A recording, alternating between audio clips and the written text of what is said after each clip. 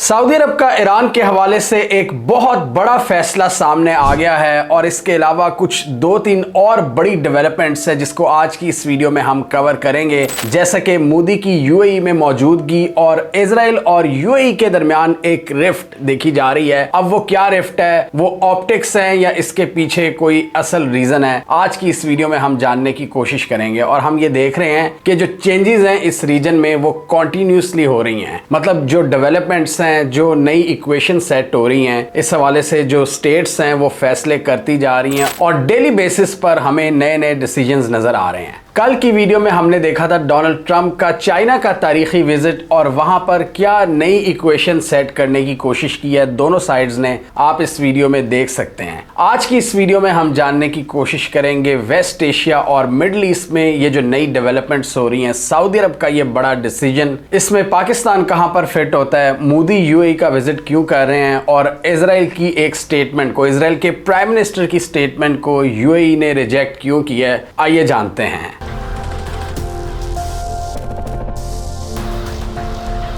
इस डेवलपमेंट को समझने से पहले थोड़ा सा हम कॉन्टेक्स्ट रिवाइज कर लें अपना। तो हम ये देख रहे हैं आजकल के सऊदी अरब और यूएई की डिफरेंट अप्रोच थी इस जंग के हवाले से। यूएई गल्फ स्टेट्स पर ये प्रेशर डाल रहा था कि हमें ईरान के खिलाफ डिसाइसिव एक्शन लेना चाहिए, और जब इन्होंने ईरान के खिलाफ डिसाइसिव एक्शन नहीं लिया, यूएई किसी हद तक अलहदा हो गया गल्फ से और ओपेक भी इन्होंने छोड़ दिया है, जो इनका ऑयल प्रोड्यूसिंग कंट्रीज का एक बहुत बड़ा ग्रुप था, जिससे जीसीसी में एक दरार पड़ गई है क्लियरली। और सऊदी अरब की अप्रोच अगर हम देखें तो उन्होंने ईरान से बातचीत करने पर फोकस किया है। उन्होंने इस पर जोर दिया है कि जितनी भी हॉस्टिलिटीज हैं हमें बातचीत से ये सारे मसाइल हल करने होंगे, जबकि यूएई की अप्रोच क्लियर थी। यूएई की अप्रोच ये थी कि ईरान पर अटैक करो और इसके लिए उन्होंने इजराइल से भी मदद ली। तो जवाब में इजरायली एयर डिफेंस सिस्टम्स ने यूएई को प्रोटेक्ट किया और ये हम सब ने देखा है। और अभी इजरायली प्राइम मिनिस्टर नेतन्याहू ने खुद ट्वीट की कि हमने एक सीक्रेट विजिट किया यूएई का इस जंग के दौरान, जिसको यूएई ने ऑफिशियली रद्द कर दिया कि ऐसी कोई बात नहीं है, हमारे ओपन ताल्लुकात हैं, हमें छुपाने की कोई जरूरत नहीं। इसमें एक और एंगल भी सामने आया है। इस चीज का बताने का मकसद क्या था कि हम पहले तो अपने जहनों में अच्छी तरह जहन नशीन कर लें कि क्या अप्रोच है सऊदी अरब की और यूएई की। सऊदी अरब का अब जो बड़ा डिसीजन सामने आया है वो माइंड ब्लोइंग है और उससे पता चलता है आपको चाइना की पावर, चाइना की जो अप्रोच है, जो चाइना ने इनके दरमियान सुलह करवाई थी और सऊदी अरब उस पॉलिसी को आगे लेकर चलना चाहता है। सऊदी अरब ने अपने जो गल्फ एलाइज हैं उनके साथ मिलकर ये प्रपोज किया है कि ईरान के साथ हम एक नया नॉन एग्रेशन पैक्ट साइन करें। नॉन एग्रेशन पैक्ट यानी एक ऐसा मुआहदा जिसमें इस चीज का तयन किया जाएगा कि आप एक दूसरे पर हमले नहीं करोगे, और डेफिनेटली इसमें मौजूद जो पार्टीज हैं वो भी ऐसे इकदाम नहीं करेंगी जिससे अगला गुस्से में आए। यानी जिनके साथ आप ये मुआहदा करोगे नॉन एग्रेशन पैक्ट का, उसमें उनके दुश्मन ममालिक के साथ फिर आप डिफेंस एग्रीमेंट्स उस तरह नहीं कर सकते, यानी आप यूएस मिलिट्री बेसिस को फिर होस्ट नहीं करोगे। तो सऊदी अरब ने यहाँ एक किस्म का बम फोड़ दिया अमेरिकन और इजरायली इंटरेस्ट पर। और अगर सऊदी अरब ये करने में कामयाब हो जाता है तो इसका क्या मतलब है, अमेरिकन बेसिस की छुट्टी और चाइना की मजीद इन्वॉल्वमेंट। पाकिस्तान के साथ डिफेंस एग्रीमेंट ऑलरेडी मौजूद है और उसमें इक्विपमेंट चाइना का ज्यादा इस्तेमाल होगा। रिपोर्ट्स के मुताबिक यहाँ सऊदी अरब को यूरोप की जानिब से भी इंडोर्समेंट मिल चुकी है और ये जो पैक्ट है इसकी जो बुनियादें हैं ये 1975 के हेलसिंकी अकॉर्ड से मिलती हैं, जो यूरोपियंस ने एक दूसरे के साथ साइन किया था कोल्ड वॉर के दरमियान, कि अब हम हॉस्टिलिटीज कम करेंगे, एक दूसरे पर हमले कम करेंगे, हम एक दूसरे के खिलाफ प्रॉक्सी वॉर में कमी करेंगे, ह्यूमन राइट्स का ख्याल रखा जाएगा। ये यूरोप ने मुआहदा किया था नॉन एग्रेशन पैक्ट का, और ये मेनली सोवियत यूनियन और वेस्टर्न अलायंस के दरमियान था, जो इनके दरमियान एक चपकलिश जारी थी। और इसमें यह भी डिसाइड किया गया था कि वर्ल्ड वॉर 2 के बाद जो बॉर्डर्स डिफाइन हुए हैं मुल्कों के, उनका एहतराम किया जाएगा और गैर ज़रूरी जारियत से गुरेज किया जाएगा। और उसमें यह भी लिखा गया था कि अगर हम इन सिक्योरिटी गारंटीज में कामयाब हो जाते हैं तो उसके बाद एक दूसरे के साथ इकोनॉमी, साइंस, टेक्नोलॉजी और ह्यूमैनिटेरियन इश्यूज पर भी बातचीत करेंगे, उसमें भी मुआहदे करेंगे। तो मज़े की बात यह है कि चाइना ने अपना जो वर्जन है हेलसिंकी अकॉर्ड्स का वो करके दिखाया आया था 2022 में, जिसको हमने इस वीडियो में कवर किया था। चाइना, ईरान और सऊदी अरब के दरमियान दोस्ती करवा दी थी और उसके बाद हमने देखा था डिप्लोमेटिक चैनल्स बहाल हुए थे। और आज हम उसका ये नतीजा देखते हैं कि ईरान जब हमले भी करता है सऊदी अरब पर, तो सऊदी अरब ईरान से ताल्लुक कायम रखता है, उसको ख़त्म नहीं करता। और सऊदी अरब और ईरान के दरमियान कंसिस्टेंट बेसिस पर बातचीत जारी रहती है।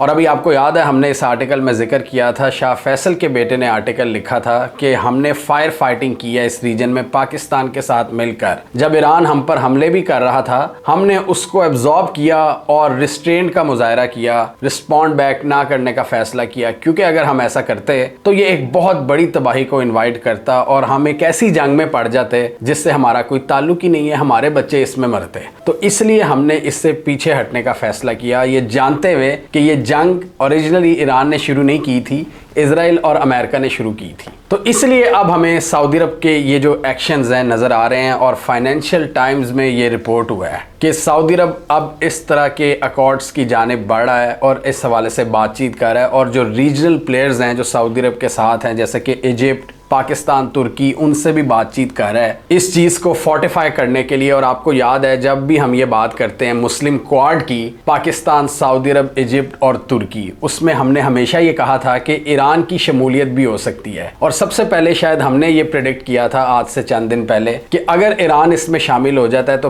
फिर यूएस बेसिस का क्या बनेगा। और एग्जैक्टली वही चीज़ हम देख रहे हैं कि इसमें ईरान के साथ भी ये इस किस्म की कोई बातचीत करने जा रहे हैं। डिफेंस पैक्ट तो नहीं होगा, लेकिन नॉन एग्रेशन पैक्ट होगा, जो कि एक बहुत बड़ी डेवलपमेंट होगी। और अगर इस रीजन की हिस्ट्री और डायनामिक्स को देखा जाए तो बड़ी हद तक ये ताल्लुकात बहाल हो जाएंगे, नॉर्मलाइज हो जाएंगी चीज़ें और फॉरेन इंटरवेंशन का रास्ता रुक सकता है अगर ईरान सऊदी कैंप के साथ कोई डील कर लेता है, कोई मुफाहमत कर लेता है। लेकिन उसके लिए ज़रूरी है, ईरान सऊदी अरब को ये कहता है कि आपको पहले यूएस मिलिट्री बेसिस को अबैंडन करना होगा, और वो तो वैसे ही उन्होंने अपने हमलों के जरिए तबाह बर्बाद कर दी हैं। इसलिए अब हम देख रहे हैं कि इस रीजन में नए सिक्योरिटी फ्रेमवर्क्स ढूंढे जा रहे हैं, नई इक्वेशन सेट हो रही हैं। सऊदी अरब को पता है कि अब यूएस उस तरह की सिक्योरिटी गारंटी नहीं दे सकता, और ट्रंप के अंडर उनकी भी यही अप्रोच है कि इस रीजन से हमने निकल जाना है। जाते जाते वो इजराइल को एम्पावर जरूर करना चाह रहे हैं, लेकिन जब वो चले जाएंगे उनका इन्फ्लुएंस कम हो जाएगा, सेंटकॉम की हद तक रह जाएगा उनका मिलिट्री इन्फ्लुएंस, जो कि समंदरों में मौजूद रहेगी, लेकिन शायद उनकी जो लैंड प्रेजेंस है, लैंड बेसिस, वो खत्म हो जाएंगी। तो उस एरा के हवाले से भी सऊदी अरब को फिक्र है कि हमने किसके साथ अपनी सिक्योरिटी गारंटीज ढूंढनी है। और ऑब्वियसली सऊदी अरब इस हवाले से स्ट्रेटजी बना रहा है और बड़े अग्रेसिव तरीके से बना रहा है। पाकिस्तान के साथ जो दिफाई मुआहदा है वो भी इसी सिलसिले की एक कड़ी है। तुर्की के साथ जो बढ़ता हुआ ताउन है, जो ड्रोन्स और डिफेंस इंडस्ट्री के हवाले से, वो भी इस सिलसिले की कड़ी है। और यूक्रेन से जो ड्रोन्स में वो मदद हासिल कर रहे हैं वो भी इसी सिलसिले की एक कड़ी है। और इस अंडरस्टैंडिंग से इजराइल यहाँ पर बहुत ज्यादा डिस्टर्ब होगा। उनके लिए ये स्ट्रेटेजिकली बिल्कुल भी फायदेमंद नहीं कि ना सिर्फ उनके सबसे बड़े पार्टनर अमेरिका का इन्फ्लुएंस कम होगा, बल्कि सऊदी अरब और ईरान आपस में बैठ जाएंगे और वो अपने सारे मसले खत्म कर लेंगे। ये सऊदी अरब और ईरान कोशिश कर भी रहे हैं 2020-21 से, जबकि ये नई डायनामिक सेट हो रही हैं, ये बड़ी अग्रेसिवली कोशिश कर रहे हैं और इनके दरमियान बार बार लड़ाइयां डलवाने की कोशिश की जा रही है, बार बार। और यहाँ पर डेफिनेटली गल्फ रियासतों को एक ये भी खतरा है, एक डर है कि इस जंग के बाद ईरान मजीद इम्बोल्डन हो जाएगा। और अगर हमने इसी तरह यूएस मिलिट्री प्रेजेंस को कायम रखा तो ईरान के हमले पहले से ज्यादा स्वेर होंगे, क्योंकि ईरान ने ये 40 दिनों में साबित किया है कि वो डरने वाले नहीं है। अपना नुकसान करवाते करवाते वो दुश्मन का भी हैवी नुकसान कर रहे हैं। तो इस चीज ने ये सारे गल्फ ममालिक को सोचने पर मजबूर किया है। लेकिन दो स्ट्रेटजीज हमें नजर आ रही हैं, एक यूएई की और एक सऊदी अरब की। यूएई इजराइल की पॉलिसी के साथ खड़ा है और इजराइल भी यूएई को पंप कर रहा है कि हम आपके साथ खड़े हैं, आपको डरने की कोई जरूरत नहीं। अमेरिका के बाद इस रीजन पर होगा हमारा राज। सऊदी अरब कह रहा है हमें बातचीत करनी होगी, क्योंकि सऊदी अरब समझता है इसकी लॉन्ग टर्म स्ट्रेटेजिक इम्प्लीकेशंस। अगर ये मामला ऐसे ही छोड़ दिया गया, अगर इसको एड्रेस ना किया गया तो बहुत से मसाइल जन्म लेंगे और फ्यूचर में जो स्ट्रेटेजिक मुश्किलात हैं उनमें इजाफा हो सकता है। और सऊदी अरब की अप्रोच की बात करें तो सऊदी अरब 2020-21 से ही मोहम्मद बिन सलमान के अंडर ये कोशिशें कर रहा है कि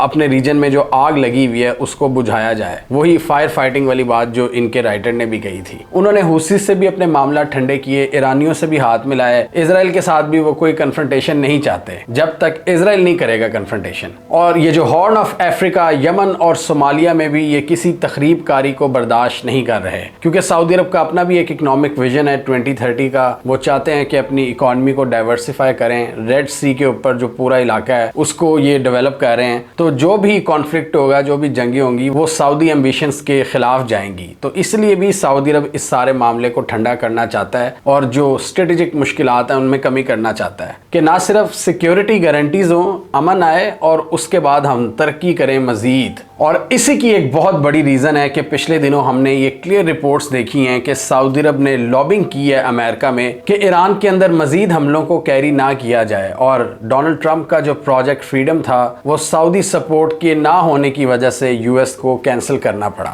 क्योंकि इसमें भी सऊदी अरब की ये थिंकिंग थी कि अगर आप ईरान को मजीद तंग करोगे, मजीद कॉर्नर करोगे, तो वो फिर बिफर कर मजीद हमले करेगा और हम पर भी हमले करेगा। और पैरेलल में जब हम CIA की रिपोर्ट्स देखते हैं ईरान की मिसाइल कैपेबिलिटीज के हवाले से, डिफेंसिव कैपेबिलिटीज के हवाले से, ऑफेंसिव स्ट्राइक्स के हवाले से, तो उनके मुताबिक उनकी कैपेबिलिटीज तकरीबन उसी तरह खड़ी हुई हैं। ईरान अभी भी उसी पोजीशन में है, मिसाइल्स दाग सकता है, ड्रोन्स दाग सकता है। उनके पास बड़ी मिकदार में अंडरग्राउंड फैसिलिटीज के अंदर मिलिट्री इक्विपमेंट मौजूद है महफूज तरीके से। यहाँ पर ईरान की भी बात करें तो वो क्लियरली UAE को अटैक कर रहा है डिप्लोमेटिकली भी। अभी एक ब्रिक्स समिट के हवाले से ईरान के फॉरेन मिनिस्टर इंडिया में मौजूद थे और वो बातचीत कर रहे थे और ईरान के दूसरे ऑफिशियल्स ने भी यही स्टैंस दोहराया है कि UAE एक एक्टिव पार्टनर था इस पूरी जंग में, जिसने इजराइल और अमेरिका के साथ मिलकर हम पर हमले किए हैं और उनको पूरी लॉजिस्टिकल सपोर्ट प्रोवाइड की है हम पर हमले करने के लिए। और इसलिए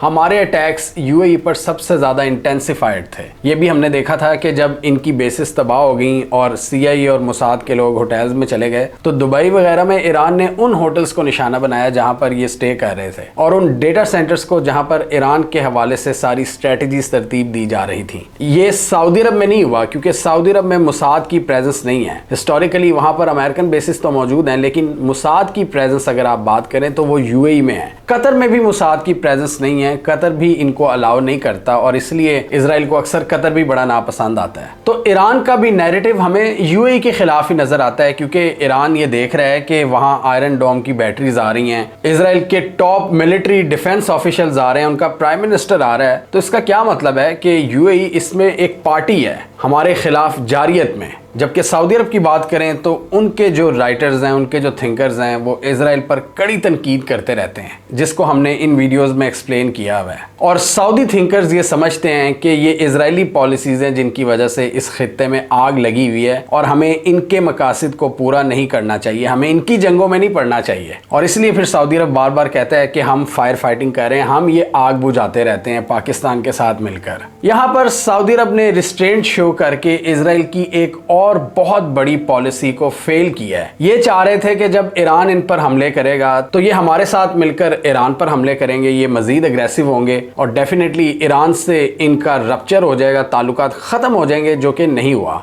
और प्लान ए के जरिए इजराइल क्या चाहता था कि अब्राहम अकॉर्ड साइन करवाए सऊदी अरब से, कि उनको बताया कि देखो ईरान तो आप पर हमले कर रहा है, हम आपको बचाएंगे। ये इजराइल UAE के केस में करने में कामयाब हो गया, क्योंकि UAE के साथ उनके पहले भी अब्राहम अकॉर्ड्स थे, लेकिन सऊदीज इस ट्रैप में नहीं आए। और अब्राहम अकॉर्ड्स के तहत सऊदी अरब 2023 में इजराइल के साथ जो नॉर्मलाइजेशन करने के बहुत करीब पहुंच गया था, वो अब बहुत दूर हो चुका है। सऊदी अरब ये समझता है कि हमारे मुल्क में मुकद्दस मकामात हैं, पूरी जो मुस्लिम दुनिया है वो हमारी तरफ देख रही है और लोगों के जज्बात जुड़े हुए हैं यहाँ पर। और जो फुटेज हम देखते हैं इजरायली एग्रेशन की, उस सूरत हाल में सऊदी अरब का इजराइल के साथ नॉर्मलाइज करना एक बहुत ही टेरिबल डिसीजन होगा। सऊदी अरब का अगर ये नॉन एग्रेशन पैक्ट आगे बढ़ता है तो एक तो ये अमेरिकन प्रेजेंस के लिए बहुत हार्मफुल होगा, इजरायली प्लान्स के लिए हार्मफुल होगा, और अगर इजराइल इसी तरह UAE को अपनी साइड पर करता रहा तो UAE के क्लैशेस मजीद बढ़ेंगे सऊदी अरब के साथ। और हम देख सकते हैं कि सऊदी अरब गल्फ ममालिक के साथ मिलकर कतर स्टाइल ब्लॉकेट भी लगा सकता है UAE के ऊपर, क्योंकि UAE ने तो एक बहुत बड़ा धचका दिया इन्हें ओपेक से निकलकर, तो इन पर एक ब्लॉकेट लग सकता है।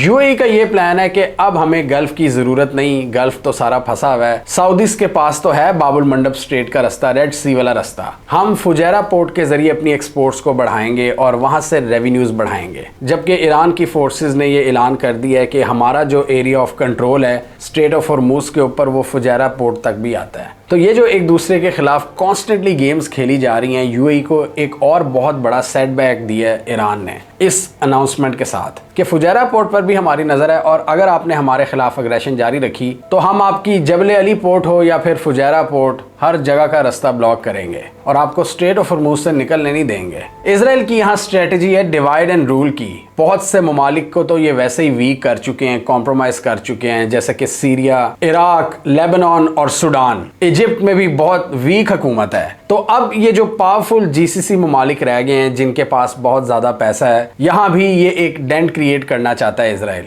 और उसमें वो किसी हद तक सक्सेसफुल नजर आ रहा है। पहले तो इन्होंने ईरान की जो इनके साथ चपकलिश थी अरब ममालिक की, इसको बहुत ज्यादा एंजॉय किया, बहुत ज्यादा कैपिटलाइज किया। लेकिन अब इनके लिए ये एक बहुत खतरनाक सिचुएशन होगी कि ईरान के साथ अगर कोई एग्रीमेंट हो जाता है, सऊदी अरब का कोई अमन मुआहदा हो जाता है, तो ये नॉन एग्रेशन पैक्ट की सूरत में। तो इसलिए वो कह रहे हैं कि जो हमारी साइड पर है कम से कम यूएई, उसको पूरी तरह से अपनी साइड पर किया जाए। और ये जो रिपोर्ट्स आ रही हैं कि नेतन्याहू ने अनाउंसमेंट कर दी और यूएई ने रिजेक्ट कर दिया, यूएई ने कहा कि जी ऐसी कोई बात नहीं हुई, ये भी कुछ एनालिस्ट के मुताबिक पर्पसली किया गया, दुनिया को बताने के लिए किया गया है कि यूएई में तमाम टॉप इजरायली ऑफिशियल्स की मौजूदगी देखी गई। पहले तो सिर्फ नेतन्याहू के सीक्रेट विजिट की बातचीत हो रही थी, अब कहा यह जा रहा है कि मोसाद का चीफ भी था और इजराइल का मिलिट्री चीफ भी इस डेलीगेशन का पार्ट था, यानी सारी जो टॉप पोजीशंस हैं। और ये तो हमने पहले इस वीडियो में देख लिया था कि जब आयरन डोम इन्होंने यूएई में पहुंचाए तो पूरा स्टाफ भेजा, अपनी आर्मी की यूनिट भेजी जिन्होंने यूएई के अंदर इसको ऑपरेट किया। और इसी वजह से हमने देखा कि यूएई के अंदर इंटरसेप्शन का रेट सबसे बेहतरीन था ईरान के हमलों के मुकाबले में। प्लान यही था कि ईरान और इन सारे अरब ममालिक के दरमियान एक खतरनाक दुश्मनी का आगाज हो, जिसको सऊदी अरब की अप्रोच ने नाकाम बना दिया। और अब्राहम अकॉर्ड्स का जो स्कोप है वो भी अब कम हो चुका है। मिडल ईस्ट में नई इक्वेशन सेट हो रही हैं, अमेरिका का इन्फ्लुएंस कम हो रहा है, अभी बेसिस तबाह हुई है, मजीद कम होगा। तो ये मुस्लिम क्वाड जो इस जंग से बहुत पहले इमर्ज होता हुआ हमें नजर आ रहा है, वो अपना किरदार अदा करेगा और वो इजराइल को जेन्युइन तौर पर डिटर कर सकता है इस रीजन में। पाकिस्तान, तुर्की, सऊदी अरब और इजिप्ट, पाकिस्तान का किरदार मिडिल ईस्ट में मजीद बढ़ेगा। यूएई जैसे इजराइल से अब डिफेंस मदद ले रहा है, सऊदी अरब पाकिस्तान से ले रहा है, तो पाकिस्तान और इजराइल का भी स्ट्रेटेजिक कंपटीशन बढ़ सकता है। अभी वो शुरू नहीं हुआ लेकिन बढ़ सकता है फ्यूचर में। अगर पाकिस्तान ज्यादा मिडिल ईस्ट की जियो पॉलिटिक्स में आता है तो ये एक इंटरेस्टिंग फिनोमिना होगा। यूएई को इस पॉलिसी की वजह से नो डाउट बड़े बड़े झटके लगे हैं और एक्सपर्ट्स का ये ख्याल है कि यूएई ने अपने कद से बढ़कर यहाँ पर खेलने की कोशिश की है और जिस तरह इजराइल को अकोमोडेट किया है उसके जवाब में इनकी पूरी इकोनॉमी अब दांव पर लग चुकी है ईरानियन हमलों की वजह से। और वहां पर जो एक स्टेबिलिटी और पीस और इंजॉयमेंट का जो एक नैरेटिव था, जो एक इमेज था, वो शैटर होकर रह गया है। और अब क्या हो रहा है कि यूएई की इंतजामिया टूरिज्म के लिए तरस रही है कि लोग तेजी से निकल रहे हैं और नए लोग नहीं आ रहे। यूएई जिसको दुनिया में सेफ्टी का एक गढ़ समझा जाता था, ईरान ने वो खत्म कर दिया वो इमेज। तो अब वो चाहते हैं कि हमारा इमेज दोबारा बेहतर हो, कुछ स्ट्रेटेजिक स्टेबिलिटी उनको भी हासिल हो। तो इस सिलसिले में इजराइल और भारत पूरी मदद कर रहे हैं यूएई की। अमेरिका के जो एम्बेसडर हैं इजराइल में, वो यूएई की तारीफ कर रहे हैं। वो कह रहे हैं कि यूएई ने दुरुस्त सिमत को चुना है, उन्होंने हमारे साथ खड़ा होकर बड़ा ज़बरदस्त फैसला किया और इसलिए फिर ईरान इन पर तनकीद करता है कि आपने फैसिलिटेट किया, आपने अकोमोडेट किया, आपने इस पूरे हमलों को इनेबल किया हमारे खिलाफ और हम भी आप पर हमले करेंगे। भारत किस तरह इनको सपोर्ट कर रहा है, मोदी साहब पहुंच गए हैं यूएई और यहाँ पर रिपोर्टेडली एक दूसरे को फ़ायदा देने की कोशिश है ये विजिट, जिसमें मोदी साहब यूएई के इस विजिट के जरिए दुनिया को पैगाम देना चाहते हैं कि यूएई सिक्योर है। और डील्स अनाउंस की हैं एलएनजी की, पेट्रोलियम की, इन्वेस्टमेंट की और स्ट्रेटेजिक डिफेंस पार्टनरशिप के हवाले से एक फ्रेमवर्क पर भी एग्रीमेंट कर लिया है। यानी अभी वो फ्रेमवर्क तैयार होगा, अभी स्ट्रेटेजिक एग्रीमेंट साइन नहीं हुआ लेकिन उस फ्रेमवर्क की बुनियाद रख दी है यूएई के साथ। और ट्विटर पर बहुत से लोगों का ये भी कहना था कि ये दो हारी हुई पार्टीज हैं जो एक दूसरे से मिल रही हैं, एक दूसरे को दिलासे दे रही हैं। मोदी के इस विजिट का एक मकसद तो ये है कि यूएई को थोड़ी सी लेजिटिमेसी प्रोवाइड की जाए दुनिया के सामने, उनका ज़रा बताया जाए कि देखो अभी भी वो नॉर्मल हैं। और दूसरा, अपने लिए कुछ डील्स हैं, जैसा कि उनको भी एनर्जी की बहुत सी ज़रूरियात हैं, बहुत बड़ी आबादी वाला मुल्क है, तो भारत को जहाँ से भी चांस मिलता है वो वहाँ से ऑयल एंड गैस को सिक्योर करता है। और इसलिए ये एक बहुत बड़ी रीज़न है कि उनके यहाँ अभी तक पेट्रोलियम प्राइसेस में बहुत थोड़ा इजाफा हुआ है, ना होने के बराबर। अभी 10% से भी कम इंक्रीज हमने देखा है भारत के अंदर, और इसकी एक बहुत बड़ी रीज़न है कि वहाँ पर जो रिफाइनिंग कैपेबिलिटीज़ हैं वो बहुत इम्प्रूव्ड हैं। वो डाइवर्स रेंज का क्रूड ऑयल रिफाइन कर सकते हैं, चाहे रूस का हो, अरब ममालिक का हो या अमेरिका का हो। पाकिस्तान अपनी कमी को अमेरिका के जरिए भी पूरी कर रहा है और इतनी दूर से तेल ले रहा है। और मोदी के इस विजिट के जरिए यूएई की भी एक कोशिश होगी कि फुजैरा पोर्ट के जरिए जो इनके प्लान्स हैं अपनी एक्सपोर्ट्स को डबल करने का, वो एग्जीक्यूट किया जाए और अमेरिका से मदद ली जाए स्ट्रेट ऑफ हॉर्मूज के ऊपर। और फुजैरा तकरीबन स्ट्रेट ऑफ हॉर्मूज के एज पर है, यानी जब स्ट्रेट ऑफ हॉर्मूज खत्म हो रही होती है वहां पर इसकी मौजूदगी है। लेकिन ईरान का कहना है कि हम फुजैरा पोर्ट को भी ब्लॉक करेंगे अगर आप बाज ना आए। और यूएई यही चाहता है जब आने वाले दिनों में मामलात बेहतर होंगे, जंगबंदी होगी, तो हम अपने ऑयल रेवेन्यूज़ में बेपनाह इजाफा करेंगे, सारा जो नुकसान है वो पूरा करेंगे। इसलिए भी वो ओपेक से निकले हैं कि हमारी जो ऑयल प्रोडक्शन कैपेबिलिटीज़ हैं उन पर कोई लिमिट ना लगाई जाए सऊदीज की तरफ से, ओपेक ग्रुपिंग की तरफ से। हम जितना मर्जी ऑयल प्रोड्यूस करें, पैसा कमाएं, ग्लोबल ऑयल मार्केट को तेल से भर दें, अमराती तेल से। ईरान ने अमेरिका के बारे में एक बड़ी ज़बरदस्त बात की है अमेरिकन डिक्लाइन के हवाले से। उन्होंने कहा है कि history has shown that empires in decline will stop at nothing to arrest their inevitable fates. A wounded animal will desperately claw and roar on its way down. यानी एक ऐसा जानवर जब वो जख्मी हो रहा होता है, जब वो मौत के करीब होता है, तो वो बिफरा होता है और किसी पर भी हमला करता है। और उन्होंने इसको तशबीह दी अमेरिका की सिचुएशन से। और आप देखें इस वक्त ये जो रशिया, ईरान और चाइना वाला कैंप है, वो इसी सटल तरीके से ये नैरेटिव फैला रहे हैं अमेरिका के खिलाफ कि अमेरिका एक डिक्लाइनिंग पावर है। जिस तरह कल हमने इस वीडियो में जिक्र किया था, शी जिनपिंग ने ट्रंप के सामने मुंह पर क्या कहा कि हमें थुसिडिडीज ट्रैप से निकलना होगा। और इस ट्रैप का क्या मतलब है कि जब एक राइजिंग पावर डिक्लाइनिंग पावर से कन्फ्रंट करती है तो उस वक्त दुनिया कैओटिक हो जाती है और बहुत ज़्यादा नुकसान होता है उस ट्रांजिशन पीरियड के दौरान। इसलिए चाइना ने ऑफ़र किया अमेरिका को ट्रंप के इस विज़िट के दौरान कि उस सिचुएशन को ना आने दें, आए मिलकर आगे बढ़ते हैं ह्यूमैनिटी के शेयर्ड फ्यूचर के लिए। हम दोनों की कंस्ट्रक्टिव पार्टनरशिप पूरी दुनिया के फ्यूचर के लिए बहुत ज़रूरी है। और इसलिए इतना ज़बरदस्त इस्तकबाल किया है, बड़ा प्रोटोकॉल दिया उन्होंने डोनाल्ड ट्रंप को। और इसलिए इस टूर में Chinese president Xi Jinping American president Donald Trump को बीजिंग में सीपीसी की खुफिया प्लेस पर भी लेके गए, जिसका नाम है जोंगनाई। और हिस्ट्री में चाइना ने ये जगह बहुत कम लीडर्स के सामने एक्सपोज की हुई है। जिसमें रिसेंट पास्ट की बात करें तो ट्रंप के अलावा सिर्फ पुतिन, बराक ओबामा, अमेरिका के जॉर्ज डब्ल्यू बुश और रिचर्ड निक्सन 1972 में चाइना इनको इस जगह पर लेके गया था। और उसके बाद सिर्फ 3 प्रेसिडेंट्स को, उसमें डोनाल्ड ट्रंप साहब भी शामिल हैं। पाकिस्तानी प्राइम मिनिस्टर जुल्फिकार अली भुट्टो को भी चाइना ने इसी जगह पर इनवाइट किया था और उन्होंने तब माओ जेडुंग से मुलाकात की थी जब उनके आखिरी दिन चल रहे थे। लेकिन दुनिया को नहीं पता था कि वो जुल्फिकार अली भुट्टो के भी आखिरी दिन होंगे और 1 साल बाद उनको फांसी दे दी गई, एक मिलिट्री डिक्टेटर ज़ियाउल हक के दौर में।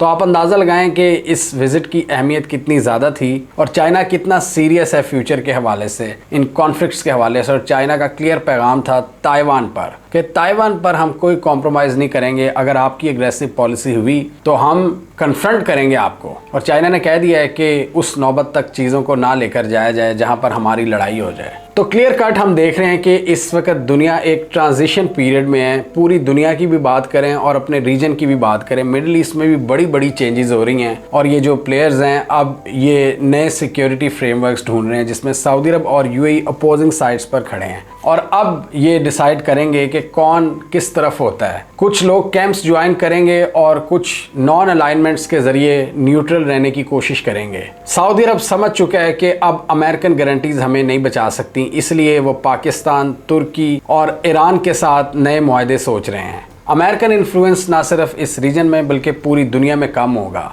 रशिया और चाइना का मल्टीपोलर वर्ल्ड का जो विजन है वो पूरा होगा। और ये नई रियलिटी बहुत से प्लेयर्स को हकीकत से आंखें चुराने पर मजबूर करेगी, जिसकी वजह से मजीद जंगें होंगी। और वही जो ईरानियन ऑफिशियल ने कहा है कि जब एक जानवर मर रहा हो, मौत के करीब हो, जब उसका डिमाइस हम देख रहे हो, तो फिर वो क्या करता है? वो अंधाधुंध हमले करता है। और ये चीज़ हम अपनी आम जिंदगी में भी देखते हैं। हमें कमेंट सेक्शन में बताइए, आपके ख्याल में आने वाले दिनों में ईरान और सऊदी अरब के दरमियान आप कोई नॉन एग्रेशन पैक्ट होता हुआ देख रहे हैं, या इजराइल और अमेरिका इन कोशिशों को सैबोटाज करने में कामयाब हो जाएंगे? आप क्या समझते हैं? कमेंट कीजिए। इसके अलावा हमारा यूट्यूब चैनल सब्सक्राइब कर लो, साथ ही वो बेल आइकॉन भी दबा लें, ताकि वो स्टोरीज दुनिया भर से, पाकिस्तान से, जिनकी मेन स्ट्रीम मीडिया पर प्रॉपर कवरेज नहीं होती, हमारे प्लेटफॉर्म के थ्रू आप तक टाइम पर पहुंच जाएं।